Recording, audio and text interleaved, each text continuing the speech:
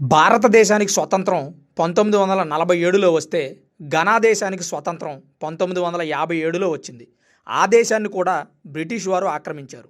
భారత్ మరియు ఘనా రెండు స్వతంత్ర దేశాలుగా అవతరించిన తర్వాత భారత ప్రధానులు ఎవరూ ఆ దేశంలో పర్యటించలేదు.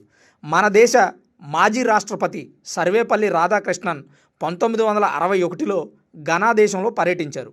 ఎడ్యుకేషన్, హెల్త్, టెక్నాలజీ విషయంలో ఘనా దేశానికి భారతదేశం సహకారం అందిస్తుంది. Indian technical and economic cooperation ITEC programme ద్వారా ఘనా దేశ ప్రజలకు స్కాలర్షిప్లు మరియు శిక్షణలను కూడా అందిస్తున్నాం.